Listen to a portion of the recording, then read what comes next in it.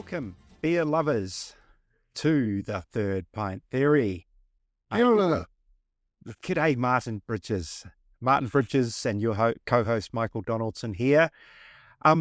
It's just us tonight, Martin, or today, and I'm looking forward to this actually, because we're going to run the rule over the just completed New Zealand Beer Awards, which I thought were actually incredibly interesting because I'm not going to say same old, but a few things that you've come to expect from the New Zealand Beer Awards did not eventuate, and some new and different things happened, which is great. Yeah, there was. I was sadly watching the Warriors game and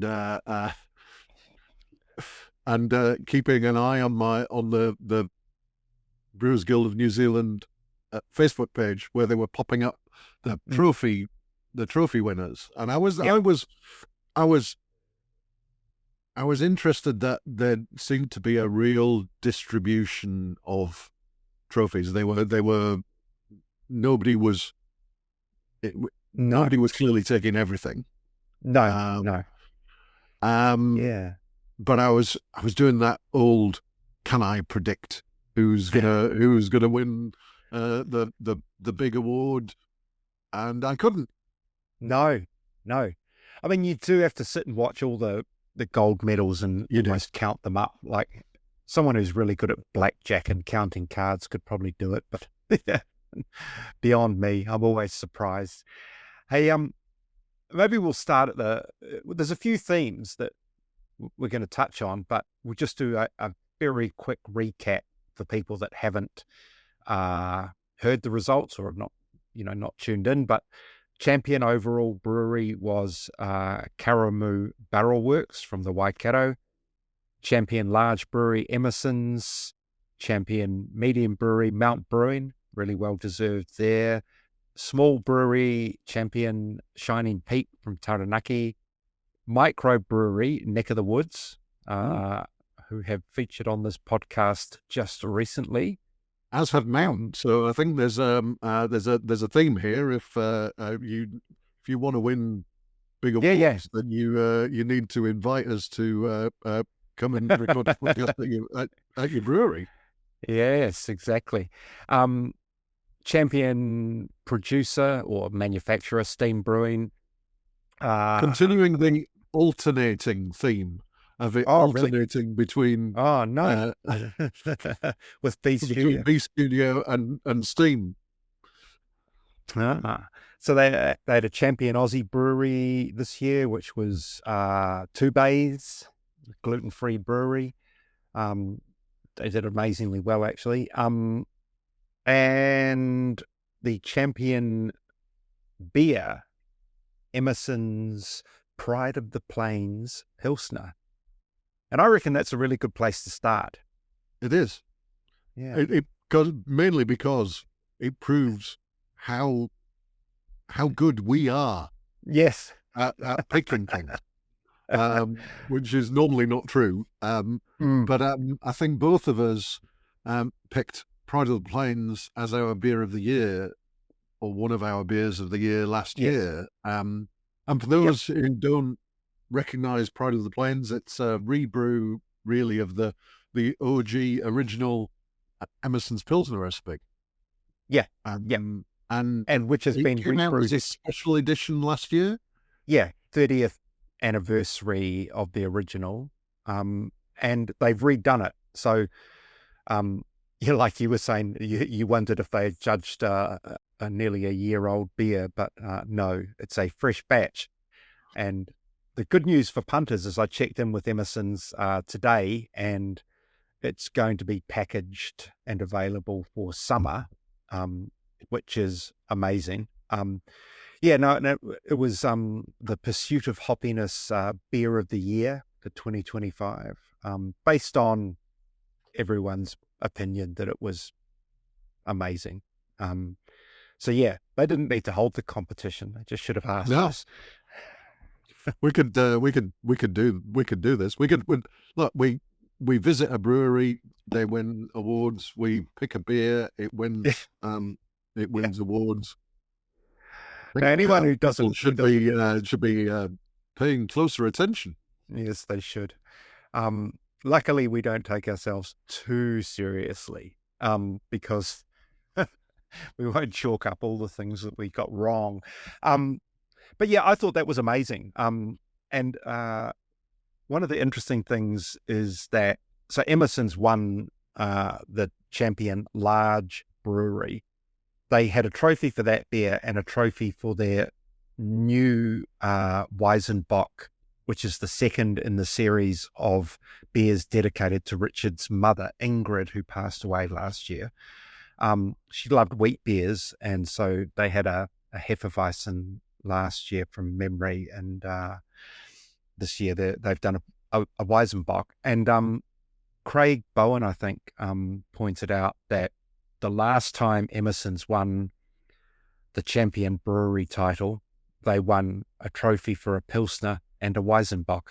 So there's this kind of really weird symmetry going on. I think that's awesome. I was really pleased. Richard is a legend, such a lovely fella, and the way that brewery has transitioned from being privately owned to being owned by Lion, but still maintaining its identity.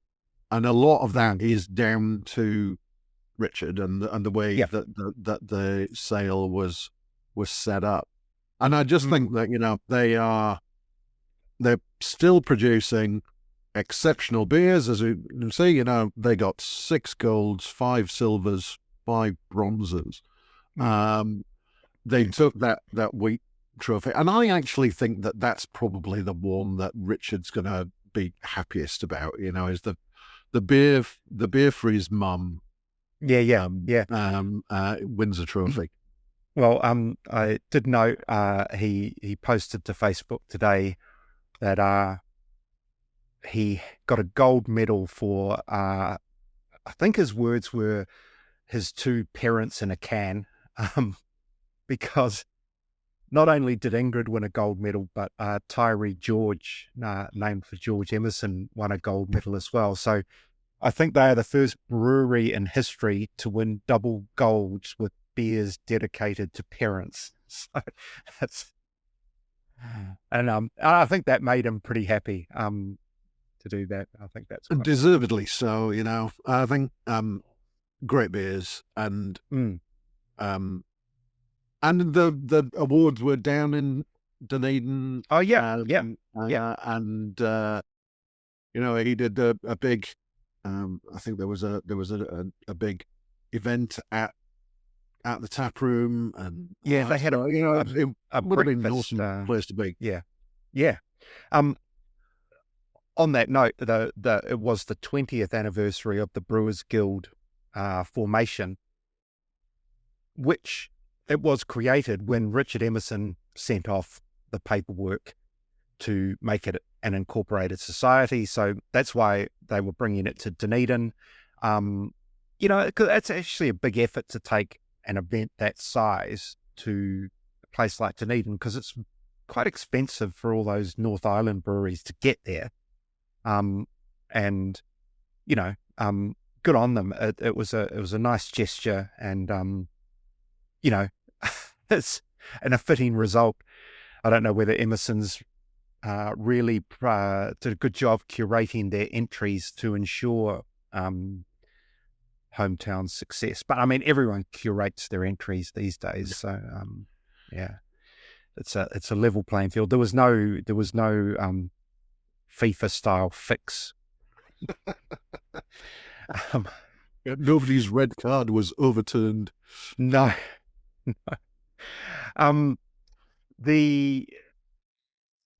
The other thing in terms of the Champion Large Brewery, and we'll get back to the overall champion in a minute. Like, it's hard to know how to order these things, actually, because I do think the Emerson's success is the big story of the weekend. But it did mean that for the first time, or after 5 years, of winning Champion Large Brewery, Garage Project did not win it.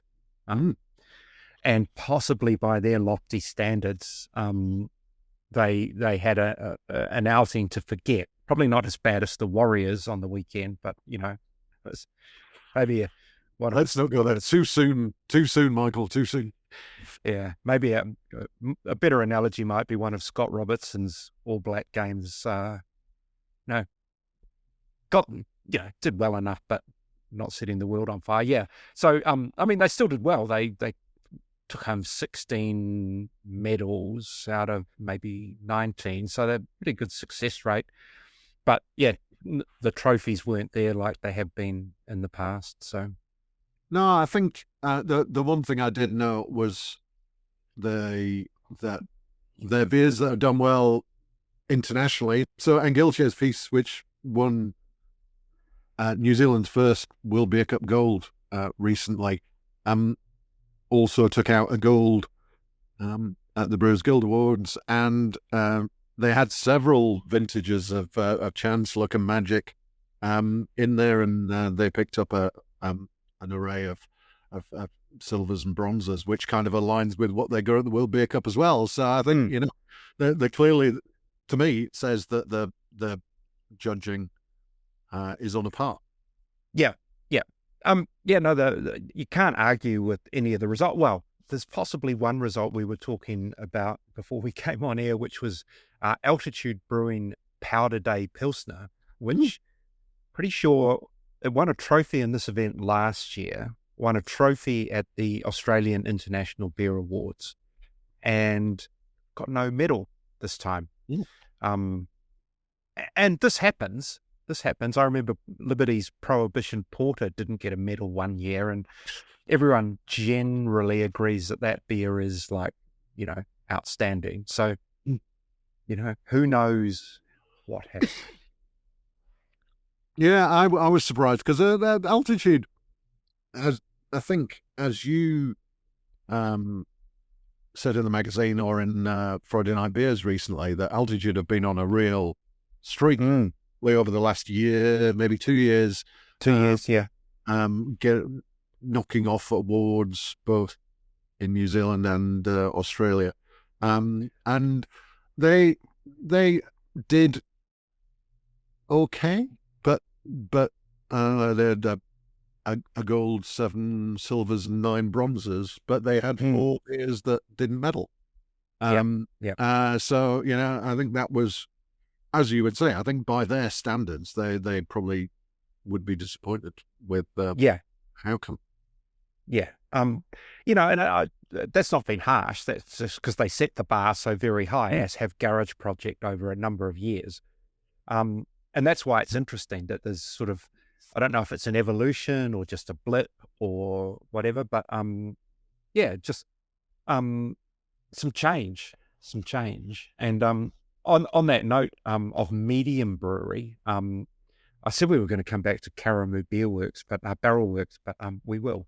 But talking of consistency and a reward for really good performance over a number of years, it was so good to see Mount Brewing win the Champion medium-sized brewery in their 30th year.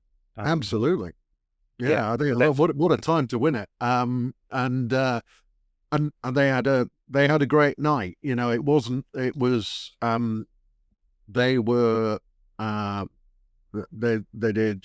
They got the Champion Medium Brewery, which you mentioned. They also got a trophy for Harley's Stout, and that was a really good win, because Stout is a big category, and it has a whole range. Like that, we have all the big imperial stouts and pastry stouts and all that. So not pastry stouts, but some of the other ones, some really big stouts in there. And Harley's is a straight down the line, Irish dry stout. And for that to take that category is an outstanding result. Because there were a lot of golds in stout, then stand above those. I think that was probably their best result of many. I think they had, and I think they came. And we'll talk about this in a minute when we talk about Karamu. I guess they came that Mount were in the mix for overall champion. Yep. And so we'll break our sequence and we'll come back to the small and the micro brewery in a minute. But yeah, let's talk about Karamu Barrelworks. I do note that it's sometimes hard to understand the point scoring system.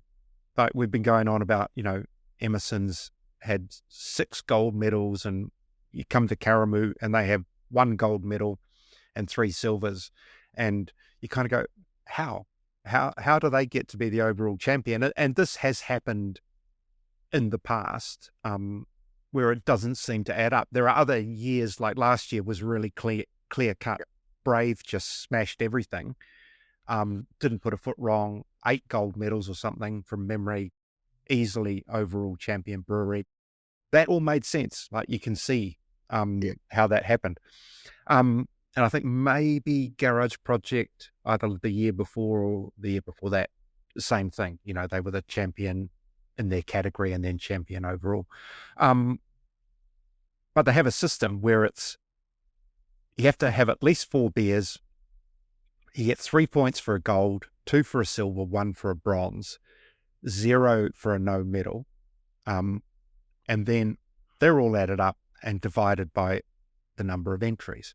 And so Karamu scored 9 points from 4 entries, which is 2.25. And they beat, I think, was it Good George was second. They were on about 2.1 from memory. Yep. And then there were a couple of others, Shining Peak and Urbanaut. We're about Mount Brewing, I think. Yeah. So, there's fractions in it. Any one of these other breweries, Urbanaut, Shining Peak, Good George, they turn 1 bronze into silver, and they're probably winning that title. And, but that's the way the competition's set out. And, our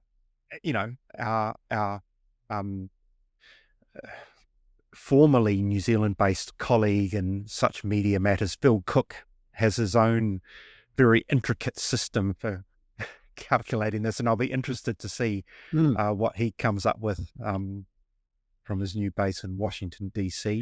He will have a better spreadsheet than mine. Yeah. He will have a very good spreadsheet. But I think the good thing about Karamu, Karamu won Champion Micro last year. Yep. And so stepping up to overall champion this year. Daryl makes some outstanding beers. There's no argument. Yeah, that's the whole thing. Like, it's so worthy and such a cool story. And, it's, the methodology might be a bit wonky, but it works. We got a result that's it's a win for the ages. It's like a really romantic, lovely story. Yeah. Mainstream media hook onto it because they're kind of going, what? Who? Yeah. And, it's great. It's great for the industry. Great for Daryl Bryant, who runs Karamu. And, great for those Auckland Beer Week patrons who have snapped up the tickets to his tasting event at 16 Ton. If you didn't get one, you'd be kicking yourself now. No, funnily enough, it's sold out now. It wasn't before, and it is now. No, yeah. So yeah, and I really love people like him who and Michael and Leanne at Craftwork fall into this, and now Kieran Haslett Moore in his new venture, Jamie McQuillan at Cell Division, Ollie at Wilderness, who dive into these kind of obscure, by mainstream standards, like these niche beers. Sort of, there's a little bit there. Arcane might be a word. Traditional might be another word. Little bit esoteric, and I've talked to, say, I remember talking to Soren Eriksson about this from 8 Wired about some of his barrel aged beers, and it takes him a year to sell through Wild Feijoa every year, for instance, and they're really well known, and that beer is really well known, so it's not like you go in this to make a shed load of money, is my roundabout way of saying it's done through passion and love and care for kind of really unique styles that would not maybe exist in New Zealand if these people didn't care enough to do it. So, yeah. Absolutely. I think my hope is that win will kind of open a few people's eyes to the existence of those styles. I think the problem is that I don't think Daryl is in any position to scale up. No. And that's the beauty of it as well. It is what it is. And, FOMO if you don't get a chance to try it. And yeah, I mean, and if people are interested, I do suggest, if you want to have a look in a bit more detail on the Pursuit of Hoppiness website, hoppiness.co.nz, there's a great photo essay from Jed Sohn on Karamu Barrelworks from a couple of years ago that captures, I think, the essence of what's going on there. And on the same note, the spin-off have done quite a nice story with them as well. And I just think it's great. It's a great news story for the industry to have something quirky and different and unusual that makes people sit up and pay attention. Yeah. Well, it was awesome. I think it was great for that to, I'd been kind of trying to work out, looking at the results, and it's like, who's going to get it? And then it's like, and it's Karamu. And it's like, what? Really? Yeah. Yeah. Out of nowhere. Like Kiwi winning the Melbourne Cup in 1983. So yes, that's, I don't think they'll ever, they may change how that overall title is decided. I don't know. Is 4 entries too few? Maybe you can't exclude people who are small producers. But yeah, for now, I don't think you could go back over the last few years since they introduced that and argue with any of the winners. So I think everyone who's ever won it's been worthy, whether it's, I think Batch won it in the first year, entered 5 beers, got 2 or 3 golds, a silver and a bronze, and, and everyone's like, how did that happen? But based, I reckon that Karamu could have entered a bunch more beers. They would all have scored at the gold and silver range because they're all excellent beers. So it's not that they picked 4 beers that were their only good ones. And entered those and sneaked through. If they'd put more in, they would have got more big medals. They're all really top quality beers. Just in very short supply. And we do have to note that it's expensive to enter this competition. So you don't just rifle off everything you happen to find in the cupboard. It's you do have to think about it. And some people are very judicious. Like I did note Urbanaut entered 5 beers only. 2 golds, a silver, and 2 bronze, I think. And so that's a judicious entry. Possibly, was it aimed at trying to win this? I don't know. It's but fair play. There were quite a few in that kind of 5, 6, 7 entries. Mark.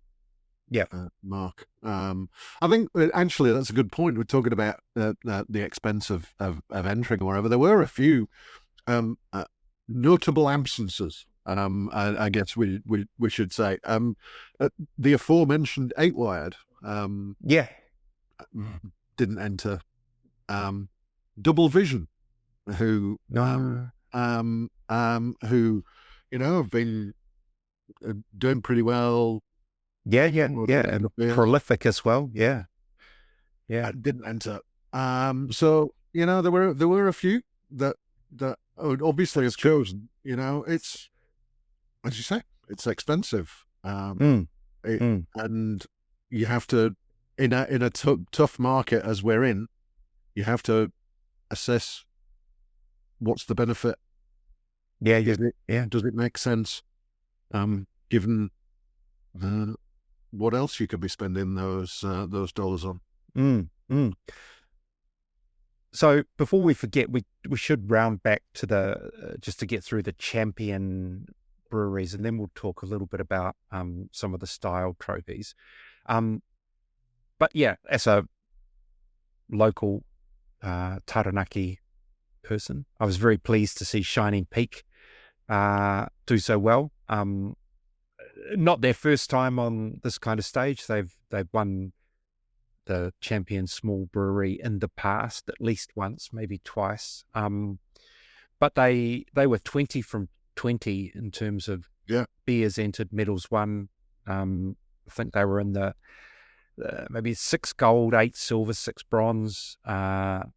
Really good result. And they won a trophy for their just released West Coast IPA, which will be getting judged again this week at the Malt House West Coast IPA Challenge.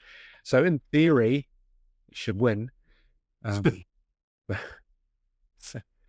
That'll still be an interesting test of of relative judging capabilities. Yeah, I think that, to me, and I know we'll probably come back to some of the other style trophies later, but I just wanted to pick up on that IPA win for Shining Peak, because IPA is still one of the categories that everybody kind of wants to win. It's a big popular category. There's a lot of entries, and to come out on top in that is a great testament to Shining Peak. I was really happy to see sort of an OG up there. Armageddon, yeah, was up there again. So that was really good. Yeah, it's been a while since it picked up a gold medal, I think, at this kind of level. So that is really cool. I did mention in a story that I did that there were a handful of classic beers, if you like, that got gold medals. So Epic Armageddon got one. Sawmill the Doctor, which is a beer that's been around for years. Three Boys Oyster Stout, been around for years. Emerson's London Porter, well, it's been around for 34 years. But I also would throw into that camp, in the more mainstream league, a Steinlager Classic picked up a gold. And Lion Red. So, that's great. We have a New Zealand style category, and it incorporates IPA, Pale Ale, and draft. Yeah. And so Lion Red's in there against all these other big New Zealand hot beers, and it got a gold medal. Good example of what it is, So, good old Leon Rouge. Yeah. Yes. And so anyway, to Champion Brewery rounding up with the Micro Brewery, a category that was introduced maybe last year or the year before, because it just used to be small, medium, and large, and they added micro, I'm pretty sure, if my memory serves me well. And yeah, Neck of the Woods, brand new venture, not even a year old. I think they were pretty blown away to come out with that result. So, and I think they've started with a bang. I called in there to talk to Scott and the team the end of last year. I think the episode went out at the beginning of this year, but and they were, they'd got a brewer who'd come from Good George, via a fish processing plant, I think. And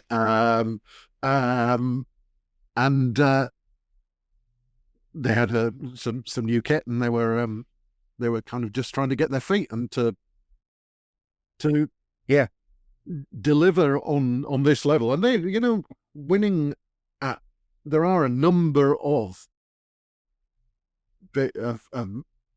micro-sized breweries who are entering. The aforementioned Karamu, and Yes. a few of those. So to come out on top. And so there's also begs the obvious question: how did Karamu win overall when they didn't win Champion Micro? And it's all to do the categories for the Champion breweries are based on the collective amount of medals. Doesn't matter how many entries you put in. So you can game the system that way and slather heaps of entries and try and pick up tons of gold medals to win a category. Whereas the overall is a percentage basis, if you like. So, but yeah, no, great result for them in their first year. And I think it's worth mentioning at this point, so Emerson's was a great story for Dunedin. But put together Mount Brewing and Mount Maunganui, neck of the woods in Tauranga, Karamu in the Waikato. Sorry? Alchemy Street won a trophy there from Tauranga. Yeah. I would throw in there Good George won 2 trophies and got 10 medals out of 10. So is the whole Waikato Bay of Plenty region the place to be at the moment? Is this... I would say absolutely. I think we were only talking the other week about how Christchurch was absolutely humming. Yeah. But we were clearly wrong. And it's actually Waikato Bay of Plenty where you want to be.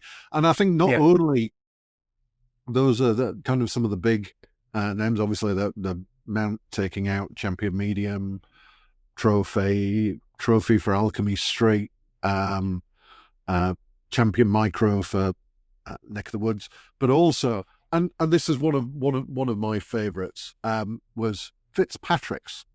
Oh, yes, picked up a couple of medals, and Craig Fitzpatrick is one of my oldest friends in beer in New Zealand. Oh wow! In the old days, yes, when sober was just starting in Auckland, and I used to organise events, and used to organise Friday drinks in Auckland, and Craig would drive up from no way. We go to Friday drinks in Auckland because there was no sober presence in Tauranga at that time, and he's been plugging away for years at this little brewery, basically in his garage. And he picked up a couple of medals, and I thought that was awesome. Plus, the other thing, another Bay of Plenty thing, is the island. The island at Papamoa. Or Jaffamoa, apparently, as it is now, because of all the Aucklanders who retire down there. Okay. And I called in when I was on my visit to the Bay of Plenty, talking to Mount and talking to Neck of the Woods. I called in to the island and had a beer then, and they picked up several medals. I think they were 4 from 4 or something like that. So another good result. So I think it's absolutely it's all going on in the Bay of Plenty, which is exactly what we said in an article in The Pursuit of Happiness earlier in the year. We did. We were right again. Now, some of the other trophy styles, style trophies, I should say, we'll run through them kind of super quickly. I did want to note that Brave Brewing, Champion Brewery from last year, did not miss again this year, really. They had a trophy for International Lager with a beer called Happy Go Lager. And they also had one in the juicy, hazy IPA category for Float On. So they, another really good result for them. The interesting thing about the juicy, hazy category is they have IPA and Pale Ale, and Good George won the Pale Ale category with Fog City, which is actually an IPA. But I think it's the cutoff point is 6% between Pale Ale and IPA, because I think they go with the Brewers Association guidelines. But Good George also won in the International Pale Ale category. And that was also an IPA with their Frankton Bright IPA. So these are little quirks of the judging system as to, where the ABV defines the style rather than what's on the label. But anyway, so yeah, a great result. Good George, 2 IPAs, 2 IPA, trophies. That's a really good result, because they are pretty hard fought categories, as we know. Yeah, absolutely. I think I'd say overall, Good George are kind of one of those breweries that don't get the kind of high profile stories very often, but they clearly make some great beer. They're several years they've taken out the Smith's New Zealand IPA Challenge. They had several good runs in that. And a couple of big trophy wins, and really not very far away from the overall Supreme Champion. Yeah, no, Good George are just super reliable. To me, they fall into a category like a lot of these other bigger breweries, your Emerson's, Panhead, Sawmill, that nothing's ever bad, basically. No. And Parrot Dog would come in this as well, but they are having to cater for quite a broad audience now as well. They have great, and I guess the word is market penetration, lots of tap rooms in Good George's case, good distribution for some of these other breweries. And so you often run that balance in competitions of you're entering beers that I would say they're not everyday beers, but, they're made for a wider audience than, say, a craft beer audience. And so, to come through on quality alone, as opposed to tricked up, you know what I mean? It's just good quality beer. And it's New Zealand's blessed at the moment in that regard. I would absolutely agree. Yeah. A couple of other interesting ones. Speaking of Parrot Dog, their red IPA. Have you had that? I have recent not. New release. It's very good. I haven't reviewed it because I think it was the last beer I had before Dry July came on the horizon. So it's sitting in my back catalogue of beers to mention, and it is outstanding. No doubt about that. Judges have said so. So if you can find some, get some, red IPA lovers. What else is there? We mentioned Alchemy Street. Hot Box. Apparently it's a smoked sour. I think I would like that. Wooden barrel aged Behemoth Victory at Churley's. Not a beer I have had, actually, Martin. Do you know much about it? I have had it. I think I've had it. So when Behemoth took on the brew under license for Ballast Point from the state, they as part of that acquired a container load of kegs of Victory at Sea, amongst other barrel aged beers. But Victory at Sea is a famous barrel aged imperial stout. Imperial Porter, I think actually it probably is, from from Ballast Point in the States. And they, I believe this was a blend. Okay. So, Interesting. I should have checked that before I did this, wouldn't I? But I'm fairly certain I remember that this was a blend of some of those Victory at Sea. So Clever. Yep. Very clever, and a really, really great beer. And that's actually, I'm not drinking that. It's a bit early in the week to be drinking a large barrel aged imperial stout. But I am drinking a behemoth beer at the moment, which was a silver medal winning the Czech Dark Lager, the Praha Night. Okay. Which was one of many medals for behemoth. But it was. I think if there was a competition for the most silver medals, they may have won that. I think it was like 17 of them or something. So there's a couple of those go another way, and we could have been having a different conversation.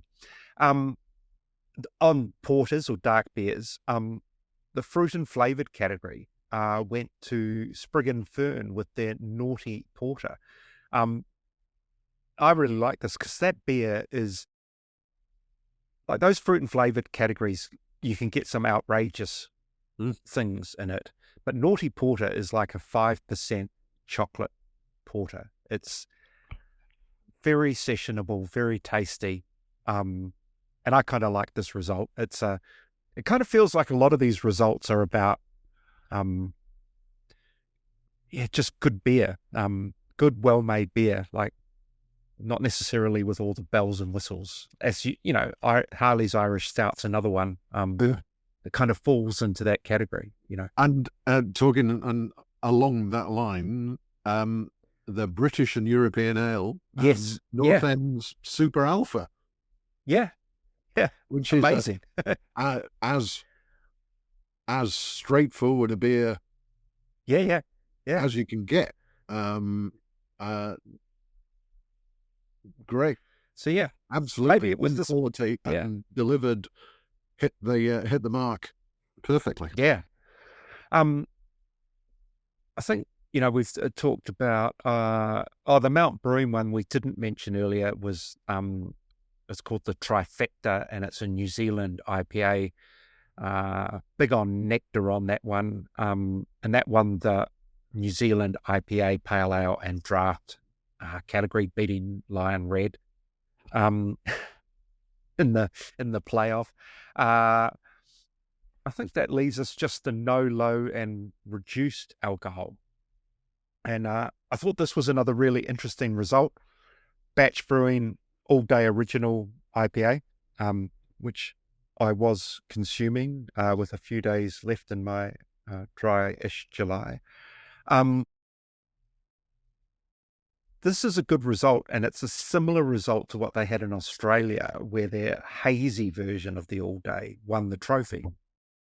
And over there, it was up against like a whole bunch of really high quality global beers. And here, with the original All Day, it was up against 2.5% beers and good 2.5% beers. Like I see Little Fate from Shining Peak was a gold medalist.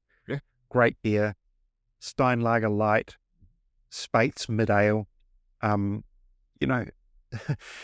To beat those are any one of those three beers I mentioned. If I'd finished a round of golf and I went in to have a drink and I saw any of them, that would be a go-to, if I was going to drive anywhere. Really tasty, Space Mid Ale's a really good beer. So for this, their non-alcoholic beer, to beat those, that's a pretty impressive result. And it says a lot for this beer and the manufacturer that made it, which was Steam Brewing. So it counted towards their title there. Congrats to Batch on that. I think that's a great result. Absolutely. I think it is. It just cements to me the position. They are absolutely ruling that no and low category at the moment. And as Craig hinted in our recent podcast episode, he's got some innovations coming. So he's not resting on his laurels. He's not just sitting there and happy to continue winning.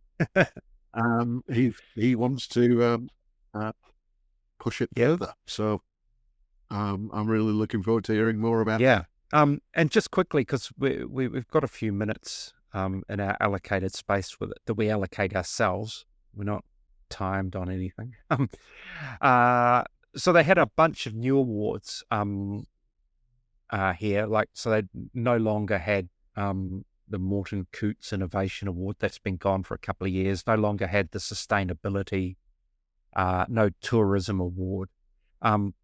Instead, they had a People Award, which went to Tracy Banner from Sprig and Fern, and can't think of a better person really to give an award like that to. Thoroughly deserved. Absolutely. The word legend is absolutely appropriate. Driving force behind Sprig and Fern. Yep. Driving force for women in the brewing industry. Yep. Superb judge. Absolutely deserved. Yeah. So well done, Tracy, for picking up that. And that sets a bar for that award if they continued with it. I don't see why they wouldn't. And it's a good way to honour kind of individual people in the industry. While they did away with the Sustainability Award, which Sawmill just won every year, they came up with a Community Award and Sawmill won that. So they can't keep them out. I did wonder when they got rid of the I think they should have actually just retired the Sustainability Award by saying, look, it's Sawmills for the you've won it enough times, you get to get it. But I wondered what would happen, whether sort of something else would take its place, and clearly the Community Award, and I think that is really valid, because Sawmill are a B Corp, and one of the key aspects of becoming a B Corp is assessment of your interaction with your community, your impact on your community, and so on. And so that, while sustainability is a big part of Sawmill, their interaction with their community has always been a key part of that business. And so therefore I think this is a perfect reflection of that. Yeah, good point. And the Future Award went to Garage Project's Harpy Research Program, and that's all about innovation in hops. So, hard to argue with that. They are doing some really good work in that field, and it's not just hops; it's styles through sort of Joss Ruffles' side project, the Phantasm. It's kind of connected to that.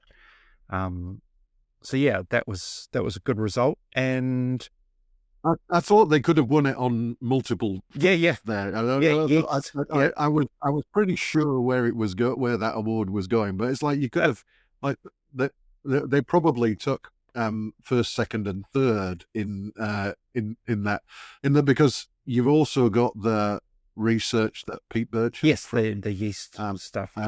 Garage Project is doing into yeasts for low and no alcohol beers, and which is a really important bit of research. So you've got that, you've got the hops, you've got thiols, you've got they are definitely totally, and they are a forward-looking brewery for sure. And kind of last but not least is the Packaging Award, which went to Be Effect down in Wanaka, which was nice because I do like their kind of newish labels. They're very, I don't know, evocative, but and they were in the news last week for taking over the legendary Wanaka Beer Works brewski brand. And who knows, maybe they'll win some sort of packaging award for that next year, because I like what they're going to do with it by the sound of it, sort of make it a bit of a retro Pilsner style beer, which is great. Like, it's a little bit of New Zealand history preserved. So yeah, nice one. And I think they're in a great place down there to do that. You know, it's a big tourist area, and you've got that you know, something to appeal to tourists. Yeah, coming in. Here's a piece of New Zealand history in a can. yeah, yeah. Hey, and great to see that preserved. Yeah, I know. I think it is. Because the brewski, because we're talking awards, it was the Champion New Zealand beer back before the Brewers Guild ran the awards. I think it was 2000. It might have won it at the New Zealand International Beer Awards, which is pretty cool. Right, Martin, in the last few minutes that are left, were there any other, maybe gold medals or results that stood out for you? You've done your big spreadsheet. I thought that being selfishly orphaned, I was delighted to see a couple of our local brew pubs doing well with Twofold got a gold for their Pilsner. That's Tuesday Pilsner. That's outstanding beer. Yep. A couple of other medals as well, and St Leonard's got a gold for their hazy, plus a handful of silvers and bronzes as well. So I was really pleased to see those kind of fairly new brew pubs in Auckland doing well. And talking of new breweries, I was delighted for our good friend Jason at Element. Yeah, they did really well. Yeah. For picking up a couple of golds. Was it a couple of golds? Yep. Yeah, a couple of golds plus a silver and some bronzes. So I think, for people who are early in their journey, not necessarily as brewers, because obviously Jason's been around for a while, Bernard at Twofold has been around for a while, but at new ventures for coming through with some good result. I was very pleased to see. Hey, and I was just scrolling through some pictures that the Brewers Guild sent out in a sort of a Dropbox, and I did note in one of them, Joe Wood from Liberty Brewing was up on stage, and in the background the slide said, and I've got this not quite right, but it was sort of like an industry recognition award, and it's not on the official list or anything like that, but I think that's really cool as well. Joe's been an amazing part of that industry for a long time, and I don't know quite how that works, but it's another one that thoroughly deserved. And I'm just scrolling through the list now and looking at a couple of things, and another one, like one of my favorite beers of all time, McLeod's Harvest Moon, picked up a gold medal. I love seeing that pop up. And there was another one there that, no good scrolling PDFs while trying to talk. Black Sands Pilsner. Yes. Yeah. Talking of Auckland Brews. Yeah. They had a really good result. But that Pilsner popped up in the New World Beer Insider Awards last year and was on point. And it's just good to see it pop up again. And do well. But the other one from them is a double IPA called Wolverine, which was originally brewed by Mark Jackman under the Weasel Dog brand. And then Weasel Dog and Black Sands sort of merged together. And so now Wolverine is a Black Sands beer. But that won a gold medal as well. And so, those guys were, all the years I lived in West Auckland, were kind of my local, local brewery. So it was nice to see them do so well. Yeah, and as you said, Epic Armageddon. Another one that stood out for me in terms of the consistency was Heyday. Oh yeah, they're always consistent at these awards. They are amazing. Full 100% medal count. So they got out of 12 beers, they got 3 golds, 5 silvers, 4 bronze. Yeah, and that's up there. That's not far off the top. Excellent, and a real spread of styles and stuff as well. So I think obviously Heyday now owned by Abandon Brewing. So I hope that they continue to do well. Yeah, I hope so too. I've got a can of their Jeremiah Imperial Pilsner in my fridge, and I did see that won a gold medal. That's always been a really good beer. We forgot I didn't forget, but in the sort of the classic beers that won gold medals, I see in the speciality and experimental, Asahi Papakura is now the name of the brewery. Pure Blonde. Pure Blonde. I don't know how experimental it really is, but I suppose you have to find somewhere to put low carb beers. But no. Yeah, that's it. I think it was interesting. I found that so experimental covers is the we can't end. We don't know where else to enter it. So it goes kind of. But what it seemed to do this year was it picked up a whole heap of low carb beers. Yes. In that category, and also fresh hop, which was interesting. I thought that there were a few fresh hop beers, which I know it's kind of like it's a little bit late in the year for fresh hop beers, but some of them obviously still hanging on because one of my favorite fresh hops two of my favorite fresh hops of the season were Behemoth fresh hops, the Cheech and Chong hazy, and the Brian, he's not a hop, he's a very naughty boy. Both of which I think picked up silvers. So in there, I'm just looking at this. Panhead's fresh hop IPA won a gold medal. So that's got an outstanding shelf life. I think that's really impressive. And I see Urbanaut was in there as well with the Miami Lager low carb. So it is interesting, that category. It used to mean really weird and wonderful, but now it's fresh hop and low carb. So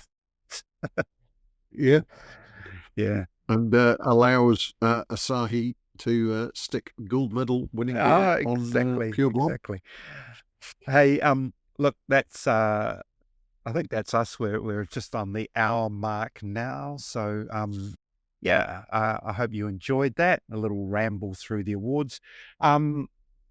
And we'll be back in a couple of weeks with an interview with Stu McKinlay from Yeasty Boys, which I'm really looking forward to. I haven't heard it yet, Martin. I know you locked it down a little while ago, so I'm looking forward to that this week. We'll be back in a couple of weeks with that, I think.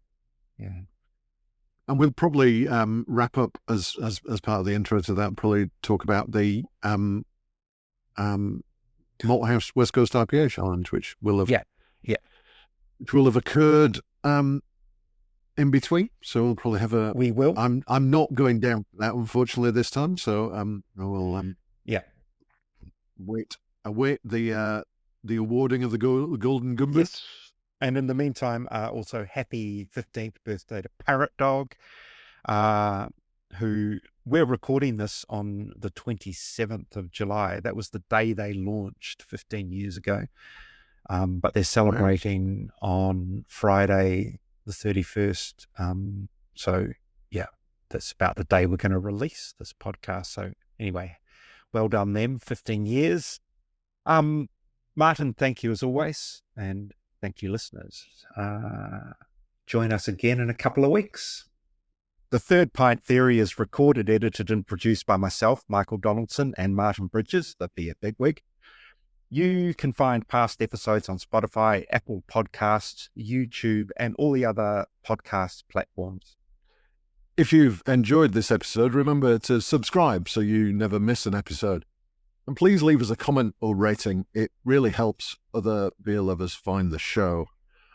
You can also find us on socials. We're third.pint.theory on Instagram and at thirdpinttheory.bsky.social on Blue Sky.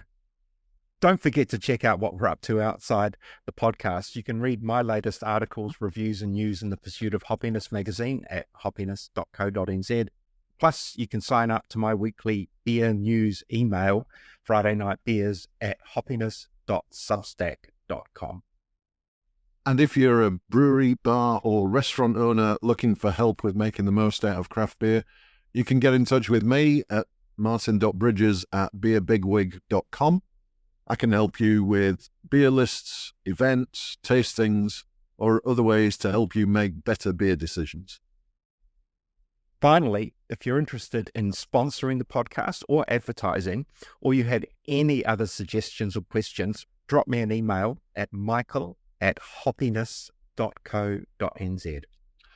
Until next time, keep your glass full and your hops fresh. Ka kite ana.